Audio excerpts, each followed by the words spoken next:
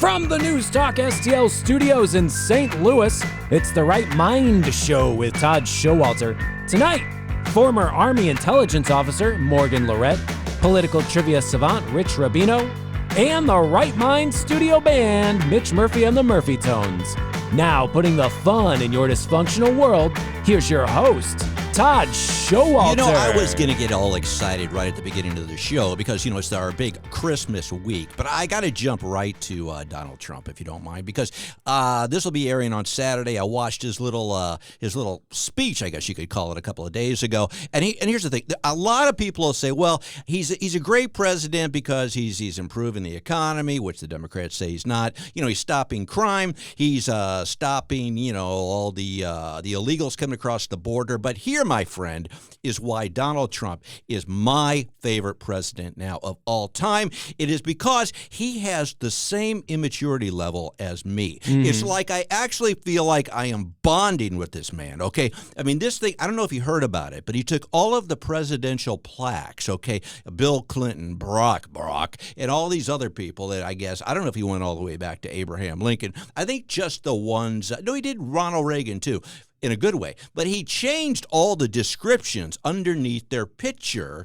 For example, Bill Clinton, he writes, you know, it's a whole bio about Bill Clinton, and at the very end it says, and Donald J. Trump beat his wife in the 2016 election. I just think that level of, that's me. I mean, I feel like we're like one and the same. So I am his true constituent. You see what I'm saying here? My goodness, this dude has time to make paragraphs upon paragraphs in official bronze plaques with gold lettering. Right. And then every single person that enters the West Wing, he's got to say, please come here. Check this out. I want to show you something. And then he makes them read all of these plaques while he stands over their shoulder. Right. It's like when someone shows you a YouTube video and you see at the bottom the time is like 10 minutes. Oh, yeah. Like, what? It gets real funny. Hold on. Yeah, hold on. Yeah, it gets Please, better. Mr. Trump, can you just send this to me in an email? This could have been an email. Nope. Read it now while I'm over your shoulder. I want to see you laugh. Oh, well, and the thing is, he already changed Joe Biden's photo, okay, to Joe, his photo is now the auto pen because that represents Joe. I thought that was hysterical, but now the descriptions that he's written underneath all of these are just dang right. I mean, I was just giddy with laughter. And this is in Trump's vernacular, his language. Yes. You know when he truth posts and he tweets, he's got random capitalizations flying all over the place. Yes. Some guy who was paid to make these plaques and put the letters on had to stick with exactly what Trump wanted. Right. Randomly, I'm seeing right here that sleepy Joe Biden was by far the worst president in American history. History capitalized. Taking office as a result of the most corrupt election capitalized ever seen in the United States. Just random capitalizations. Yes. Yes, it's Biden gold. saw people from all over the capitalized world. Oh, this plaque is yelling at me. I didn't think a plaque could yell at me. It's not a tweet. It's like a bronze plaque that he had made underneath all these photos. And I thought this guy it can't get any better. So I mean, granted, he stopped crime, he stopped all the illegals flying in here and doing. But everybody is. I've got liberal friends out there. I do have liberal friends, I guess you could call them that. Hey, guys. They're just, hi. They don't listen to the show, by the way. In fact, it makes them cringe that I'm even doing this, and that even makes it better. But the thing is, they're just going crazy over this thing. And don't people realize that that's his point? I mean, it's like when you would be a little kid, like I still do, and you tease somebody. I mean, the whole point is to get under their skin because it's so dang funny. And that's exactly what he's doing. Why couldn't he put all this in one plaque? Why is it always double plaque under these? Double plaques, yeah. And you know what? What? Was it cheaper? I feel like it would have been. I bet it was shipping and handling. Whoever made these plaques somehow found out that the shipping and handling was going to be more expensive if it was a certain size. That happens to me at the post office when I'm selling stuff on eBay. Yeah. Like everything I find that you bring in your man purse, I always take one thing each week. I don't bring that anymore. And then I sell something on eBay. But if it's, something that's too heavy or too long or too wide, I got to chop it in half and then sell it like that. Well, speaking of that, though, I mean, that reminds me of another little nugget here. I mean, I told you earlier, I mean, the Christmas miracle miracle already happened to me because we received, get this, we actually received your lovely Christmas card that had a photo of you and the lovely Erica. Hallelujah. Thank you. Christmas miracle, first Noel. That's what happened. As soon as I opened it, that I heard those words, and in that exact that pitch and everything. The fact that I actually received your Christmas card, your photo, and the fact that I didn't receive it like before Memorial Day is just a dang near Christmas miracle. And you said you actually, because I got it, what was it, yesterday? Let's break it down. The timeline is important. It's like we have January 6th that we're going over this. We're trying to find out who broke into what and if there was a pipe bomb somewhere else that stopped the mail from being delivered. And Colonel Mustard did it in the den with a pipe wrench. Yeah. Anyway, but it actually got to me within a week, wasn't it? Yeah, something, and that's unheard of. That's Friday, December 12th. Picture it. Right. 9 a.m. 9 a.m. The letter carrier comes to my home where I have my mail with a binder clip stuck to the mailbox. I don't have a mailbox that's on the street. You have to come up to my house, so it's one of those boxes that's nailed to the house. Right. And I use a binder clip to clip all of my mail that I'm sending out to the outside of the box so they know. Because sometimes they'll just walk by, and if they don't see anything, they'll not pick it up. So I binder clip all of my Christmas cards to the outside. He comes and he picks up my 15 or so Christmas cards with yours in it. 9 a.m. 9 a.m. Friday. December 12th. Okay. You receive it yesterday. Wednesday the 17th. So that's like 5 days. You live a mile down the road from me. I could throw a rock. I could have just hand delivered it, but people like to get real mail because it's so much junk lately. Well, when you get a real envelope from someone who took the time to write it by hand and lick the stamp and everything, that means something. That's the thing, though. You said lick the stamp because the lovely Laura, my wife, who I can't bring up on the show, along with the lovely Erica. No, we can bring her up. She's okay with that. Yeah, she's my ex now. But she's, we'll get to that later. We'll get to that. We broke up. I cannot believe that you break up with your lovely Erica before. Exes are fair game on this show. But you got out of buying a Christmas present. That's genius. Anyway, I told the lovely Laura, I said, hey, and she says, why is he giving this? Why did he mail this? Why does he just not give it to us when we see him over the weekend? And I said, because he's showing off at how much cash he has, and he can actually afford a postage stamp. What are they up to now, like $20? 75 cents or so. So let's break it down. It took 6 days for that to get to you, and you live down the street from me. 6 days. That's insane. It's so hard for me to get this habit out of my head. Every time I go to the post office and I buy stamps, what do you ask for? Do you say, would you like to buy a stamp? What do you say when you want a bunch of stamps? I don't go. Here's what I say. Because I'm afraid to go because they don't like me at the post office. I mean, in fact, I even had to get a post office box because I get so many, strange things on the internet and stuff. People don't like me. And so I got a post office box. And even when I go in there, they're not very happy to see me. So I try to avoid the post office. So I don't even know how much.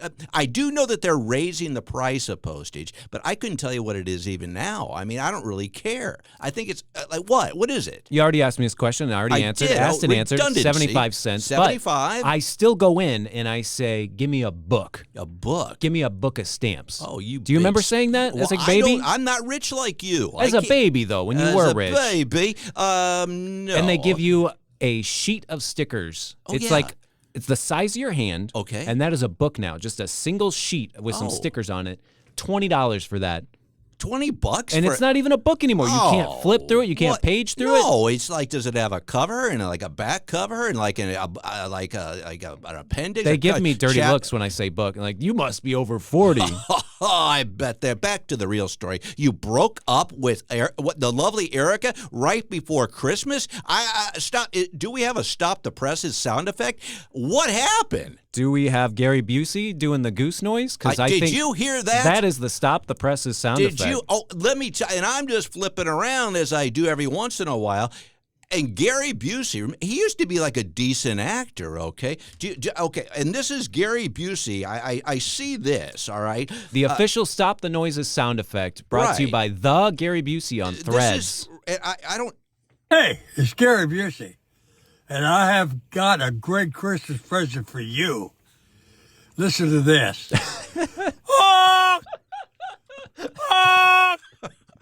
That's what a goose sounds like. When they're flying, they're letting you know they're up there.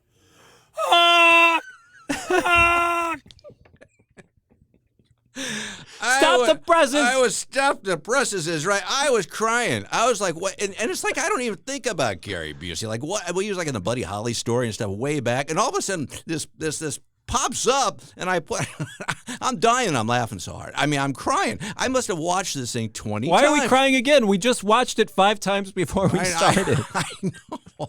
It's just so. If you I think it's because we have headphones on. It feels like he's in the car with us, where he's filming that video. I don't know. But if you haven't gotten a Christmas gift, take it from Gary Busey. Just give him this little nugget. Boy, Print off that thread. Run that dang thing. Why are you breaking up the lovely Erica? Well, sports gambling has broken us up. Oh, no, it's a tragic Sports story. betting, it'll break up any family. You don't do it. I've don't heard. even tip your toe in it. I've heard. Tell the story. There's this website I use that gives you money whenever you take a survey or if you click through and then shop and buy something, you get some cash back.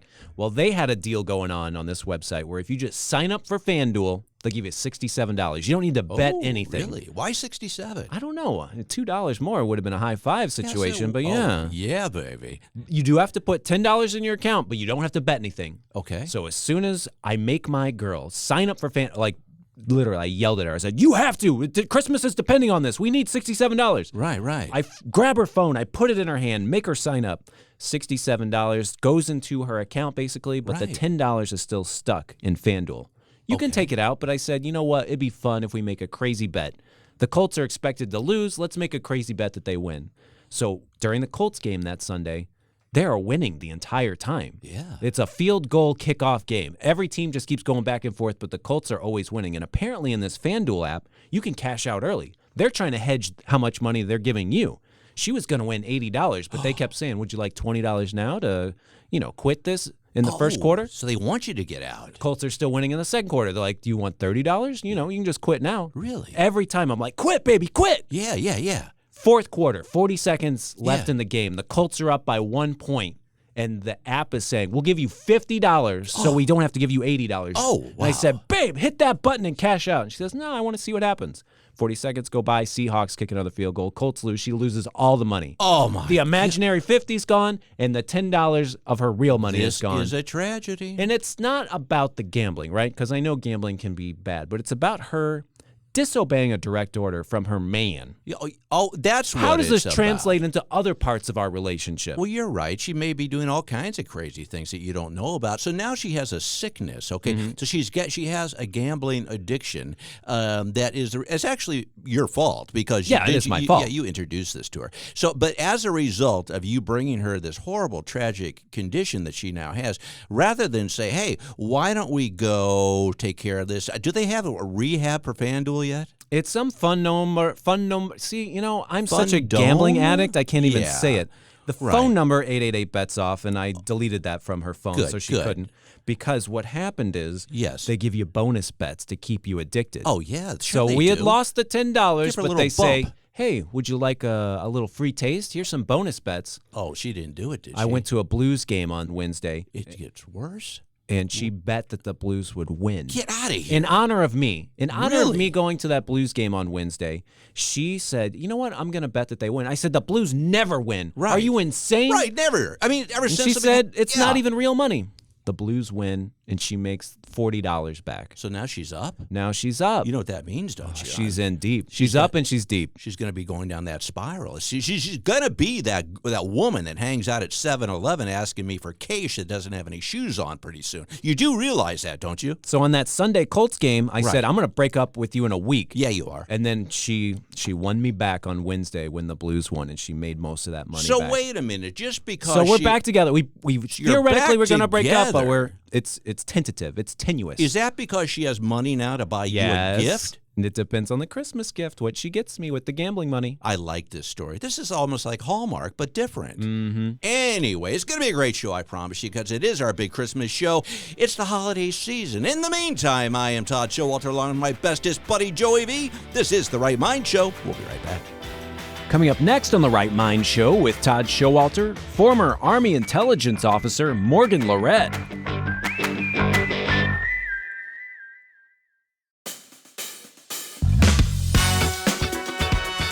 Welcome back to the Right Mind Show with Todd Showalter on News Talk STL. And now a man who got kicked out of the FBI because he wouldn't stop asking all the undercover agents where they got their new outfits, Todd Showalter. And then, of course, there's, what's his nuts? Who's the guy who's, Ashlyn, who's the guy who does the show? I'm sorry, I don't mean to not remember his name, but he's the guy who talks a lot. Oh, we come in here. Todd Showalter. And Todd Showalter, invariably, no matter what it is I'm wearing, is like, hey, where'd you get that? It's so funny. And usually it's like, I just have to explain, I got it off the internet, and it's probably some 8-year-old Malaysian made him, but I really don't care, so... And we're back. I'm Todd Showalter, along my bestest buddy Joey V. And on the line now, former Armor Intelligence Officer at Spy. He's got all kinds of great stories and a bunch of inside scoop that we're going to find out about. Mr. Morgan Lerette. Morgan, how are you, sir? Oh, I'm just shy of wonderful. Well, that's fantastic. What's going to take you actually to get to wonderful? Oh, I'm not sure. I haven't ever been there. So. Oh, okay. Yeah, well, if you get there, just take some pictures and share them with us, will you?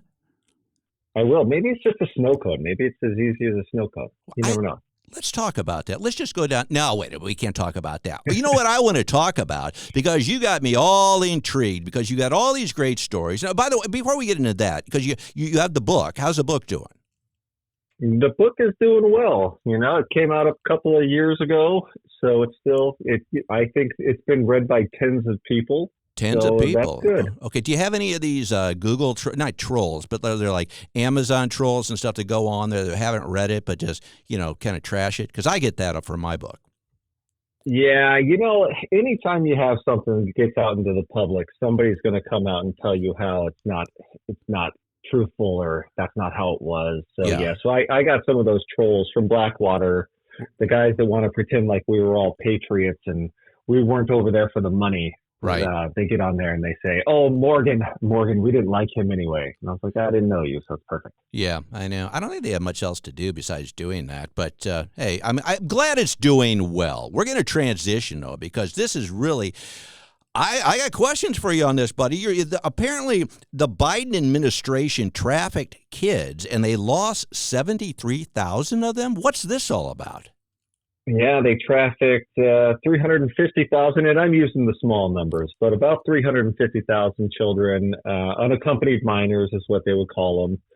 And then they lost 73,000 of them. It was rife with fraud, like everything else that was happening back then. Yeah. But essentially, you've heard about there was RFK Jr. talked about how they lost a bunch of kids under HHS, but when the book came out, I was on Facebook because that's where you go when you want a bunch of people to argue with. Yeah. And there were all these job postings about, hey, you could go and work for, DHS and you're just moving unaccompanied minors. And I thought, there's no way that they're moving children throughout the United States. So I started digging into it. And yeah, what was happening is that the border had so many children that were showing up that they hired private military contractors, MVM and Constellus are two of them, and they were literally going to the border, grabbing these kids, putting them on school buses, putting them on planes, and then moving them to all these other places. And then, how government work goes, they switch up contracts and they switch up all the other stuff so nobody can really track it with the funding. Yeah. But what they would do is they drop them off with these NGOs under Health and Human Services. And they're supposed to find their parents, their aunts, their uncles, whatever it was. And they were literally just giving these kids out to anybody. Really? So anybody, yeah, they would have their addresses set up as strip malls, strip clubs, storage units. And instead of going out and confirming that these people actually could take control of these kids, they would just go and hand these kids out. And there was another thing Congress was talking about where they had an 800 number that they would give these kids and say, hey, if you're having any problems, call this number, and then nobody would answer. Wow. I mean, it really is just about the scummiest thing ever. But to put it in perspective, 73,000 kids still missing. That fills an NFL stadium. Every seat in an NFL stadium, that's how many kids are still missing from that Wow. fiasco. So they're so literally they would have these kids that have no place to go, and anybody could just show up and take possession of these kids. I mean, you have like sex traffickers and all kinds of stuff like that out there. I mean, didn't they consider that? Well, I don't think they cared, because here's the problem is that they had so many people coming across the border that they were just trying to do whatever they could to shuffle them through, to essentially invite them in. But yes, no, a number of the kids got moved into sex trafficking. I don't know if you remember, like 3 months ago, they had that marijuana bust out in California, Yeah. a big marijuana plant. Right, They had right. like 12 unaccompanied minors that were working there, so they got moved into like labor, slavery essentially. Yeah. I'll tell you. So the cartels used to actually call this Border Patrol Uber. So what they would do is they would go and they would drop a kid off at the border, and they would say, "Hey," and I got buddies at Border Patrol, so I'm not just making this up. I'm not wearing the tinfoil hat. Yeah. So a cartel would grab a kid, they drop them off at the border. Border Patrol would take them, hand them off to a private military contractor, fly them into, let's just say, Kentucky, drop them off at the NGO, and the NGO would say, "Hey, who's your friend?" And they'd look at this piece of paper that the cartel gave them, and they said, "Oh, my aunt," and they would just give the name of somebody. And that's all it took. Wow. So what would happen is the cartels could drop them off at the U.S.-Mexico border and then take control of them inside the United States. And then that's where you started getting into, the sex slavery and all the other horrible things that you've heard for unaccompanied minors coming into the U.S. And it's actually it's sickening that it doesn't get more traction than what tiny little bit has been sold. Well, yeah, and you can. Well, it doesn't make it's no surprise that it doesn't, because we have our mainstream media that has no interest in anything like that unless it involves Trump. You're saying, but when they would do this with these kids, were these kids? They obviously had parents, and so the parents, were they just trying to get the kids into the United States so they could join them later, and then all of a sudden, boom, their kid is gone? Yeah, well, you pay a coyote, right, and the coyote does exactly what I just mentioned. And then at the end, the coyote essentially takes control of that kid and then can go back to the family and say, "Hey, I want another $10,000. Wow. If you can't pay, what are you going to do?" Yeah. They're going to sell that kid to the highest bidder. There's 350,000 unaccompanied minors. So a lot of them did get in and they got to family or whatever else they were doing. But it's that 73,000 that just nobody has any idea where they went. Yeah. And nobody was keeping paperwork or tracking them. The scummy part is that once you start putting in these NGOs and these private military contractors, they don't have the same chain of command, chain of custody, the same regulations as somebody that works for the Department of Health and Human Services, right, or for Border Patrol. So now you'd have to go back and try to get them to open their books in their private companies. They're not going to open their books to anybody. It's very secretive, and it's very, I keep using the same term, but it's just scummy, scuzzy. How scuzzy is a better word? Yeah, no, that makes. Scuzzy goes along with that whole, administration, and you see, and you hear more and more stuff that's coming out. It used to be like even the adults that would get across illegally. Oh well, we're going to have some type of court hearing that you knew was never going to happen. But now when you have children involved, do you think, Morgan, that eventually there's going to be some type of repercussions?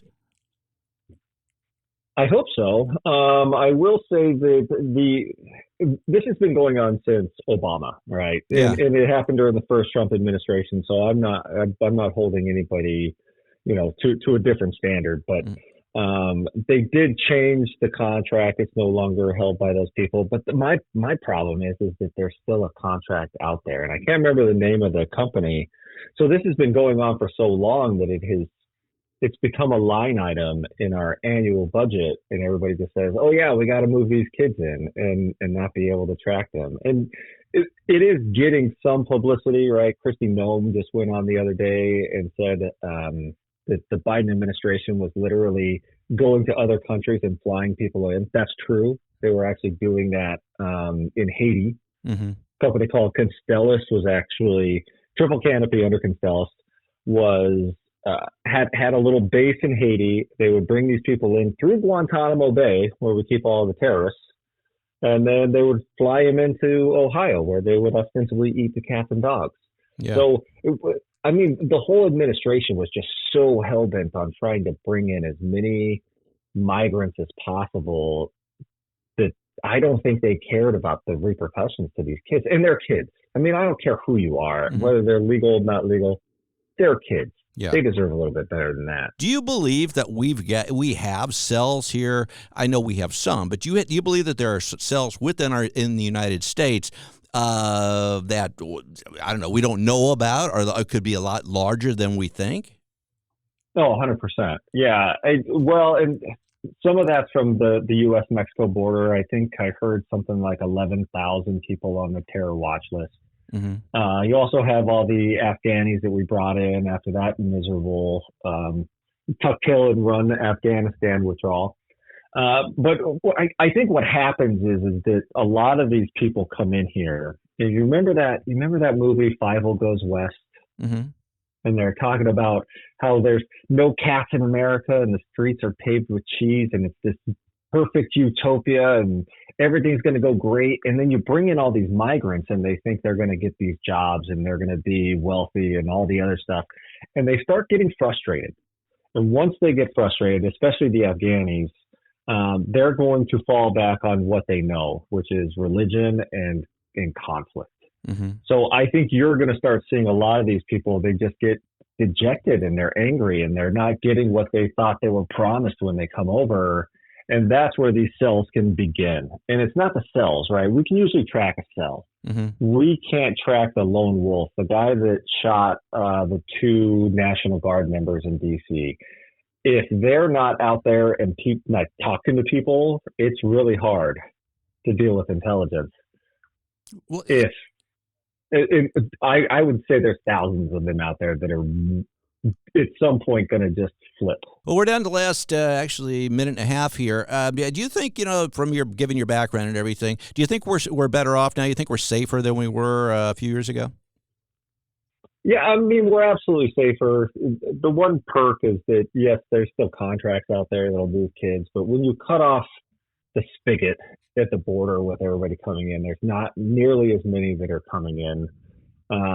That said, you still have a whole lot in the country, especially if you're looking for terrorist cells that could activate at any given point. So we're safer in the long run, but in the short term, I don't know.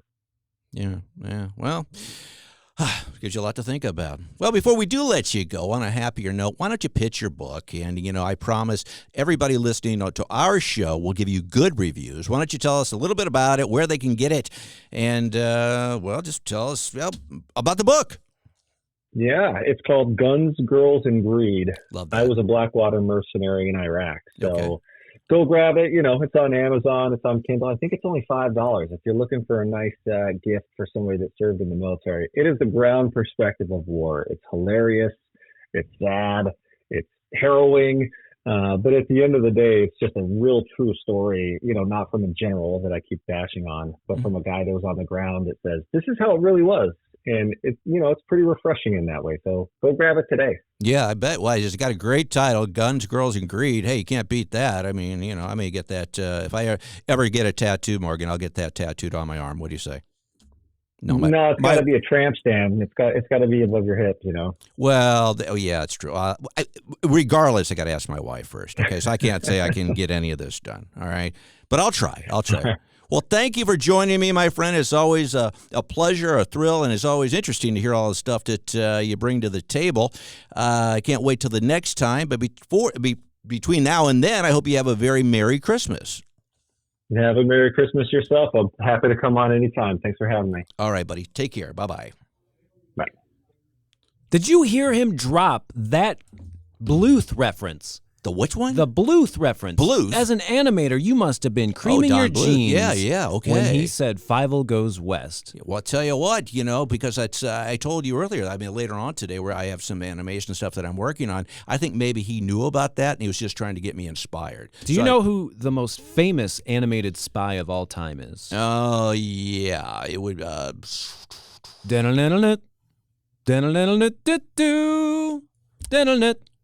Who is that? Who is that? Who? What? Inspector Gadget. Oh, I thought you were going to say. I thought it was like the. I was never allowed to watch Inspector Gadget. Really? No, it was too. Did you watch Get Smart? Because it's literally Get Smart. I did watch Get Smart. You know why I watched Get Smart is because he had a telephone in his shoe. I just thought that was the coolest thing, that he had a telephone in his shoe. But you know what I did? This is probably about a year and a half ago. I accidentally stepped on my phone, and for a brief moment there, I had phone parts in my shoe. Actually, it wasn't even my phone. It was my lovely wife, who I can't bring up on the show, and she asked what in the heck I had done, and I said, I'm just trying to be like Get Smart. And she didn't know what I was talking about. Well, Inspector Gadget is the animated version because he has even more gadgets that come out of his head and out of his body, his arms. Like, go, Gadget arms! And his arms will extend. And so I think you need to watch Inspector Gadget right now because he is the world's greatest spy. And a big part of that was selling the rights to the music or something. Someone made $1 million off that Inspector Gadget theme song. So I would say any cartoon that you make sure you have the rights to the music because it may be everywhere. It could become ringtones that you sell. It could be inside of the stuffed animals of Shere Khan the cat, the cartoon that you're working on. Make sure you make the music yourself and you keep the rights. Okay, well, I do. We have a Manor Moose. I don't know if you've ever heard of this. No. Back in the early 90s, and it's still out there, and we have a whole soundtrack for that. And so it still hasn't gone anywhere because we got to the point where for a while there it looked like it was going to take off, but there's like a whole soundtrack to Manor Moose, but now kids don't need to have manners, and it doesn't have a market. So where do I listen to this? Is it somewhere? I tell you, you may want to check your stocking by the tree. In the meantime, I'm Todd Showalter, along with my bestest buddy Joey V. This is The Right Mind Show. We'll be right back. Coming up next on The Right Mind Show with Todd Showalter, political trivia savant Rich Rubino. But if you see a stranger that you think looks nice, there always could be danger. It's good if you think twice. I love Manor Moose. He knew just what to do. Now I know I'm big and strong and I have manners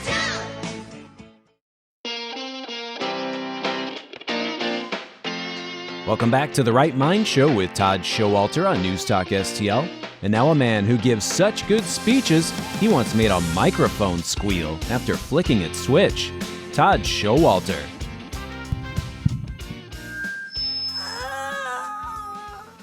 And we're back. I'm Todd Showalter, along with my bestest buddy, Joey V. And now our favorite. Oh, I tell you what, Joey. We're talking about this. Because nothing makes me happier than good comedy and politics. And what person do we know that puts those two together the best? Rich Rubino, and he is like our good friend Elliot Davis, who just calls it like it is. He is the umpire of politics. We don't even know which side of the aisle, if there even is an aisle. We don't know if he could be on the slide. He could be a Democrat. He could be a Republican. He could be a communist. We don't know. But we just love him. We just love him for who he is. Bad vetting process on this show, but we love you. Yeah, you're the best, buddy. Okay, that's all. Thank you so much. That's all we needed. Thanks. Oh, no, I'm kidding. How you been, buddy? What's going on? I've been good. I've been good. How about you? I'm doing good. Well, let's jump into the politics first, because that's what, that's kind of your wheelhouse, as they say. Donald Trump had his speech on Wednesday night. Did you watch it by any chance? Yes, I did. I thought it was a very partisan speech, very ideological, very much Donald Trump talking directly to his base. If you noticed, he would go after Joe Biden quite a lot, which is kind of, I guess, his imprimatur. And he also would talk about the Democrat Party instead of the Democratic Party. That's something you often hear from conservative radio circles. I know Rush Limbaugh would often use that as well. But he also tried to, I think, take some credit for the economy, which he thinks is improving. He's obviously, he sees his job approval rating hovering in around 40% right now. He wants to bring it up to about 50% by the time of the midterms. So it was just very much a speech that was very much tailor-made for his base, I think. But he also had some proposals in there that I think would be very popular. One of them is giving 17 to 76 military, just to military personnel, for example. Mm-hmm. But basically, I think at the end of the day, I think this is a speech that was very base-oriented. Okay. Well, one of the things I did, I followed up afterwards. I was watching Hannity and a couple of other ones just to see what people thought.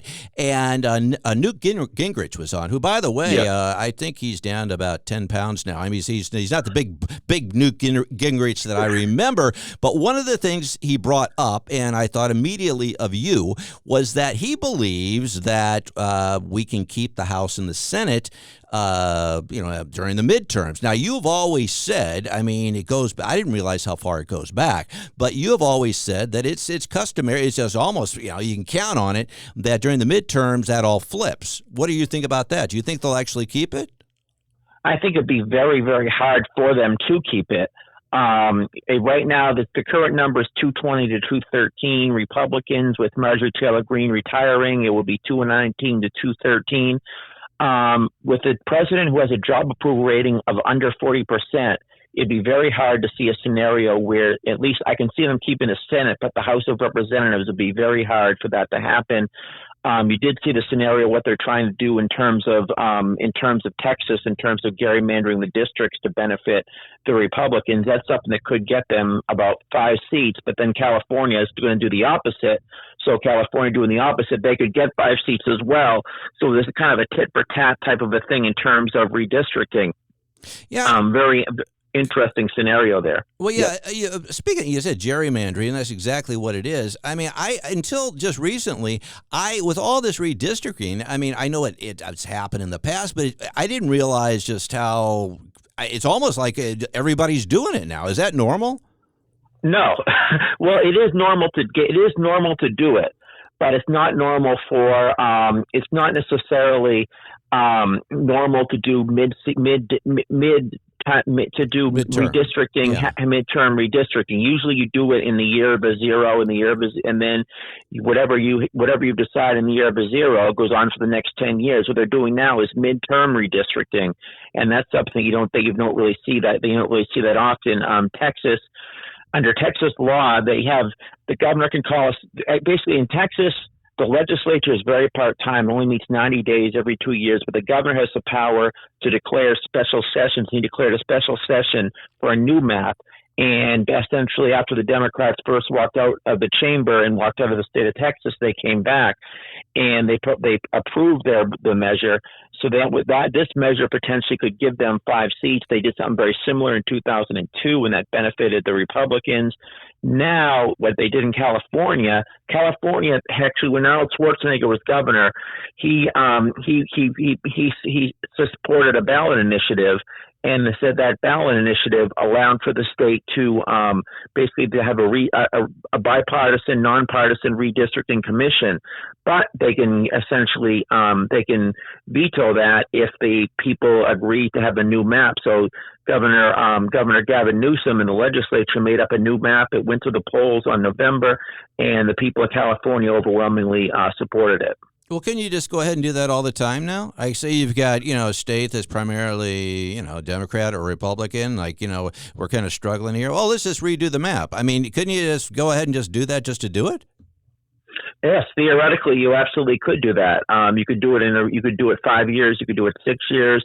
I guess theoretically, Texas could come back next year and try to do it again. Let's say not that it's going to happen, but let's say theoretically, if the Democrats took over the state legislature and took over the governor's office, I guess theoretically they could go and they can try to reverse it. I don't think that's actually going to happen, but I mean, theoretically it's possible. And by the way, interesting story about that.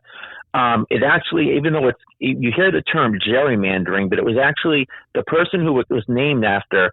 He was governor of Massachusetts, and he signed a legislation which benefited his Democratic Republican Party, and they made a legislative district look like a salamander. But his actual name is Elbridge Gerry. So for some reason, it went from Gerry to Jerry, and nobody can figure out why it went from Gerry to Jerry. Well, that's because Tom and Jerry was already taken. Yes. I did not think of that. You're right. Absolutely. Hey, we're saving the jokes for a second, okay? We're not going to get right into that. Well, one of the things of course not. we got to save the best for last. One of the things that's about this whole gerrymandering and redistricting, however you want to look at it, you have Jasmine Crockett in Texas, who, by the way, went to high school here in St. Louis. She says that's right. Says she's like, from the bad side of town, poor streets, but she actually went to a very affluent school here in St. Louis. That's a whole nother story. But she may actually lose her seat, from what I understand, because of this redistricting. But now she's going to go ahead for a Senate run. Do you think? I don't know. I mean, and again, I'm not trying to play sides here, but she just seems really out there for Texas. I mean, do you think somebody like her has a chance? It would be very hard.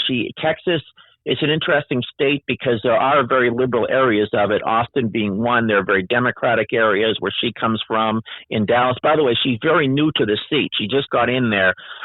So she actually won the special election. Eddie Bernice Johnson, the last congresswoman from that district, passed away. So she won a special election, then was elected one time. So she would be very liberal for Texas. And also what's interesting in the state of Texas, if you go back, the last person who was actually elected statewide in Texas, and this includes pretty much any constitutional office, senator, governor, was actually Ann Richards, and that was all the way back in 1990. Yeah. Right. So it's very hard. Remember Ann Richards? Very hard. So it's very hard in the state of Texas. You had just from a gubernatorial level, you had Bush, then you had Rick Perry, then you had Governor Abbott, and in the United States Senate, you really haven't had a Democratic senator since who was elected anyway, since Lloyd Bentsen was elected, and Lloyd Bentsen was the caucus's running mate. So it would be a very austere task. I think she's counting on the fact that she's got a large national profile. She knows there's going to be a very divisive Republican primary, a three-way primary. She thinks that's going to make it so that at least two of them, the supporters of two of the people who lose, are going to be are going to have a lot of angst toward the person who won and maybe not show up. So there are a lot of scenarios there, but even if she does lose the election, she can certainly do a lot in terms of having a talk show, potentially maybe serving in a Democratic administration, something like that. But this is a very, very tough task. I mean, Beto O'Rourke, who's not as liberal as she is, tried it, and he actually came very close in 2018 running against Ted Cruz. But this is going to be very, very hard for a Democrat to win, even in a year that might be Democratic. All right. Well, you did a great job. Now we can get to the good stuff. So everybody's got, I'm kidding. You always do a great job. And it's always, I always enjoy hearing all about it because, you answer a lot of questions for all of us. But let's get to the stuff that all the kids and adults alike are sitting by the radio and the fire and the stockings right now, because everybody wants to hear the comedy stylings at Rich Rubino. Tell what you've been dropping these jokes right and left. Have you done any stand-up yet, or is that something we're still working on for you on our end? I'm waiting for my book. When I write a book and I put this all into a book, it's all going to be put together, and then I can probably do stand-up at that particular point is my guess. Okay. All right. Now, is it okay, even though they're in the book, is there any way that you can maybe share some, just a couple of jokes with us that may be in the book, or maybe just some holiday jokes? I mean, we're just so dang ready for some Rich Rubino humor. Sure, absolutely. Well, there was a hero who never sang a tune. Never sang. Did you hear about him? But he saved somebody's life. Never sang it to me. Saves it. Joey, do you know what this could be? I would never, as a bro, spoil the joke anyway. So I do want to hear the punchline. Mine sometimes. Oh yeah. Okay. We don't know, Rich. What is it? He was an unsung hero. An unsung hero. Because he's a hero and he's unsung. Well, Merry Christmas, Happy New Year, Happy Easter, 4th of July. But we're going to be talking to you way before any of those. But thank you for joining us. Happy April Fool's Day. And have a great April Fool's Day when it comes. But that's my day almost every day. But thank you. I appreciate that. My favorite holiday. Yes, absolutely. Thank you, my friend. You take care. Thank you. You too. All right. Bye-bye. What do you think of that? I mean, he's got jokes, he's got politics, he's got observational humor. I think the only thing he's missing is that Gallagher type thing where he starts smashing watermelons. I think if Rich Rubino would start smashing produce, or maybe not even produce, maybe just bakery goods. I think that could just take him to a whole nother level. Yeah, he's a very prolific writer. He could just pick up a stack of his beautiful books and then just drop them on a banana right there, and the audience gets splashed in the face. It's like Mario Kart in that way. I like that. Yeah, okay. Between Rich Rubino, we got, who are other comedian friends that we have? We have Sarah Perry. We've got Brian Gary Busey. Foley, Gary Busey's pretty funny. Can we play that just one more time? I don't have it. You're going to have to play it. I just, because it is our holiday Christmas show. And again, we play. Have you heard of the Christmas Goose? Yeah, and this, again, folks, this is Gary Busey. He was in the Buddy Holly story. I mean, he was quite a big actor back in the day, but he's now he's giving, well, if you don't have a Christmas gift yet, he has some thoughts. Hey, it's Gary Busey, and I have got a great Christmas present for you. Listen to this. Honk! Honk! That's what a goose sounds like when they're flying. They let you know they're up there. Honk! Honk! That's all I got. I mean, I tell you what. Of all the 12 days of Christmas, I feel like that's the best one he could have picked. The drums would have been just tedious after a while. Gary Busey with goose sounds and drums. I think that's illegal in 40 states. I think he's been piping some pipers. He sounds very happy. And Trump just declared that he changed the schedule on marijuana. I guess you're supposed to do it in the morning now? Is that what it was? Yeah, something about the schedule. I don't changed understand. the schedule. What no more nighttime marijuana. You can't do it. Only in the daytime. Oh, man, I can't do my weed at night. How am I going to fall asleep, dude? Yeah, it's like, get those pipers piping, man. But yeah, man. Well, people are calling me now because on my social media stuff, all these little liberal twerps hate me. But now they're calling me bruh. Hey, bruh.